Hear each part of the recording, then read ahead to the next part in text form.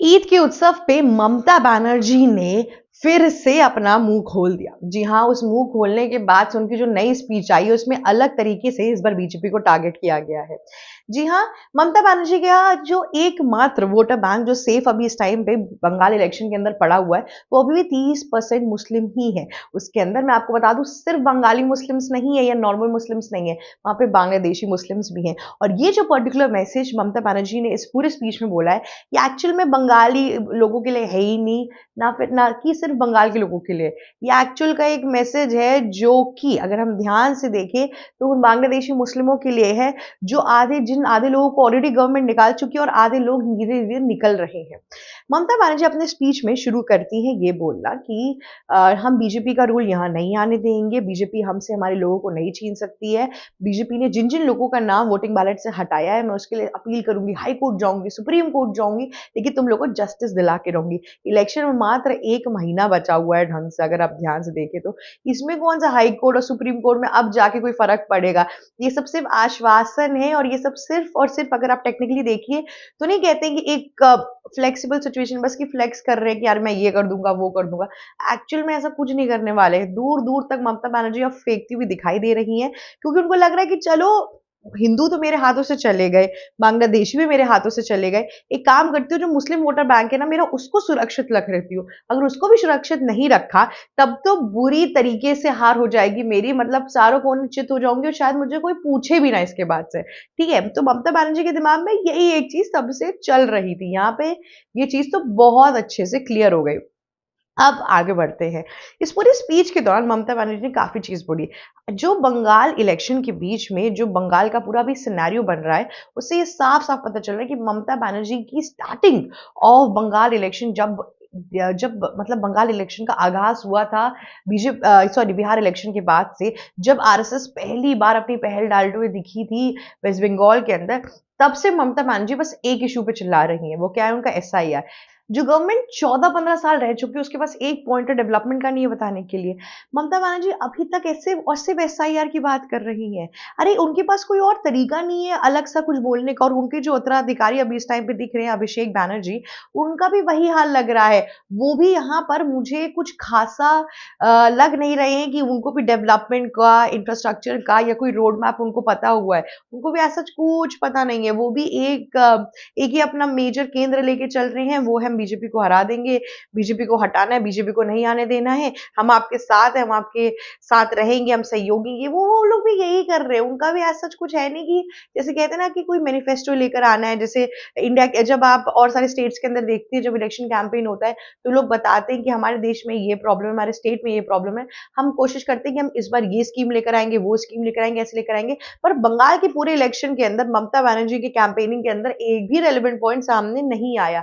Maximum of the time वो सिर्फ SIR को कोसती रह गई, फिर बीजेपी को कोसती रह गई। और ये सब कुछ हाल उनका सिर्फ इलेक्शन में नहीं है, इसके पहले भी जब उनका कार्यकाल चल रहा था उसमें भी उनका पर्टिकुलर फोकस इधर ही रहता था। उनका आधा से ज्यादा टाइम कोसने मर ही निकलता था। ये बात तय थी हमेशा से, और सिमिलर चीज इस बार भी होते हुए दिखाई दे रही है यहाँ पर भी। आपने देखा होगा कि जो वेस्ट बंगाल के अंदर रेप केसेस हुए हैं, कितने हीनियस रेप केसेस हुए हैं। उन रेप केसेस के अंदर ममता बनर्जी जब प्रोटेस्टर्स सामने अपने रोड पे प्रोटेस्ट कर रहे थे, उस टाइम पे भी ममता बनर्जी ने कोई स्ट्रिक्ट एक्शन नहीं लिया, बल्कि उसी प्रोटेस्ट में आके सेंटर को कोसने लगी। तो ममता बनर्जी के हिसाब से कि जब जब वेस्ट बंगाल में कुछ अच्छा हो, ममता बनर्जी की सरकार है, जब जब वेस्ट बंगाल में कुछ खराब हो तो स्टेट का कोई उसमें दोष नहीं है, सिर्फ सेंटर का दोष है। ममता बनर्जी अपने स्टार्टिंग ऑफ द करियर से लेके एंड ऑफ द करियर तक यही करती आ रही हैं। सिर्फ और सिर्फ उन्होंने यहाँ पर अगर आप देखेंगे तो सिर्फ और सिर्फ सेंटर को इतने बार बोला है ये नहीं सही है, वो नहीं सही है, ऐसे नहीं सही, वैसे नहीं, ये सही है। लेकिन अभी तक वो इलेक्शन जीतते आ रही थी, लेकिन अब असलियत में पता चल रहा है कि वो इलेक्शन कैसे जीतते हुए आ रही थी। और इस बार जब बांग्लादेशी मुस्लिमों का सफाया कर दिया गया है एसआईआर के थ्रू, उनके जो इलीगल वोटर्स थे उनकी आईडी हटा दी गई, उसके बाद से ममता बनर्जी का असली चेहरा सामने आ रहा है। इतना ही नहीं, यहाँ पे जब ममता बनर्जी बोल रही थी उसके बाद से अभिषेक बैनर्जी आते हैं। जब वो बोलना शुरू करते हैं तो वो कहते हैं कि ये देखिए हमारा बंगाल है, इधर हिंदू मुस्लिम सब साथ रहते हैं, यहाँ पे हम एकत्रता रखते हैं, बीजेपी आएगी तो तुम लोग का विभाजन कर देगी, बीजेपी साथ में नहीं रख पाएगी। जबकि मैं आपको बताना चाहती हूँ कि सुबह ही एक वीडियो आई है, जहाँ पर हमने देखा कि राजस्थान के अंदर कुछ हिंदू थे, उन्होंने जब लोग नमाज़ पढ़ रहे थे ईद की, तो उस टाइम पर उनके ऊपर फूल बरसाया गया, ठीक है? अब वो वायरल वीडियो उस टाइम पे बहुत हद तक वायरल जा रही है। अब आप मुझे एकदम बता दीजिए बस कि राजस्थान के अंदर सरकार किसकी है? बीजेपी की। क्या वहाँ पर विभाजन हुआ? क्या वहाँ पे कोई भी ऐसे सीन हुए? ऐसे दिल्ली के अंदर भी अभी रमज़ान का पूरा मौका चल रहा है, क्या अभी तक आपको एक भी कम्युनल वायलेंस सुनने को मिला? क्या आपको ऐसा लगा कि यहाँ पर लोग रमज़ान के लिए जामा मस्जिद जाते हैं, खाना एक्सप्लोर करते हैं, इतना कुछ करते हैं, डॉक्यूमेंट्रीज़ बनाते हैं, तो यहाँ पर भी ऐसा कोई विभाजन की बात नहीं हुई है। ये सब चीज़ें अभिषेक बैनर्जी सिर्फ़ और सिर्फ़ वेस्ट बंगाल की जनता के अंदर डालना चाहते हैं और कुछ नहीं। उनको समझ में आ गया है कि ममता बनर्जी के हर हर महादेव करने से, जगन्नाथ बनवाने से कोई असर नहीं पड़ रहा है। इस बार बीजेपी का पल्ला भारी है, इसलिए सोचता हूँ कि मुस्लिमों को भी बचा के रख लो। और अभिषेक बैनर्जी जिस हिसाब से दुगला गेम खेल रहे हैं ना टीएमसी के अंदर कि आधे एमएलएज़ अपनी साइड कर रहे हैं, आधे ममता बनर्जी के साइड है, उससे भी समझ में आ रहा है कि ज़्यादा दिन तक अभिषेक बैनर्जी ऐसे चल नहीं पाएँगे और जो चीफ मिनिस्टर पोज़ीशन का वो सपना देख रहे हैं, वो भी बहुत धुंधला है अभी। तो जिस हिसाब से इन दोनों लोगों की आपस में जुगलबंदी बनी हुई है और जिस हिसाब से ये इस इलेक्शन को देख रहे हैं, उसमें तो मुझे बहुत कम चांसेस लग रहे हैं कि लोग जीतेंगे।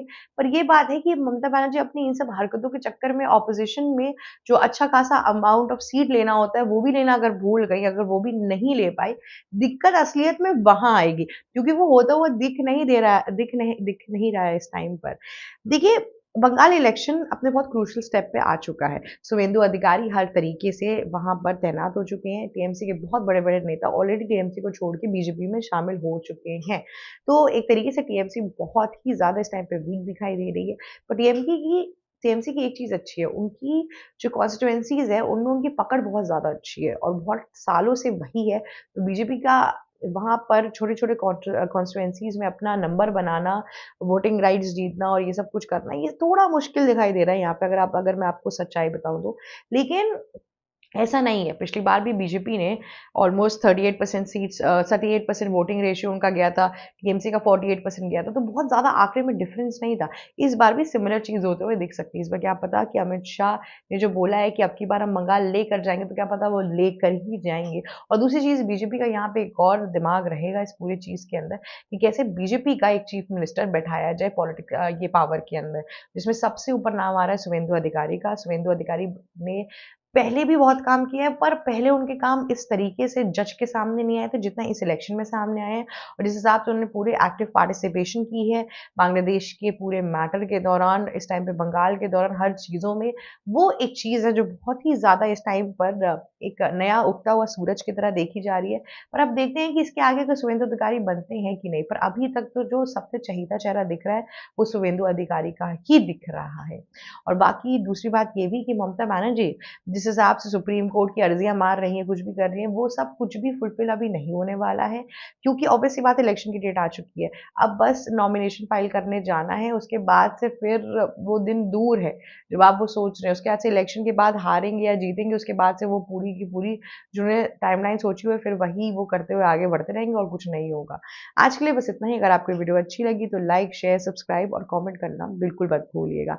इस इलेक्शन के दौरान हमने ऐसी काफ़ी वीडियोज़ कवर की हैं, बिहार इलेक्शन रिलेटेड हमने की ही थी, Bengal election related, Tamil Nadu election related और जितने भी मेजर राज्यों में हो रही हैं, उन सब की खबरें हमने यहाँ पर डीप एनालिसिस में एबीसी पे की है। अगर आपको देखना है तो आप प्लीज़ हमारे चैनल को रिविजिट करिए। Thank you so much for watching us. ABC Hindi news आज ही जुड़िए हर खबर के साथ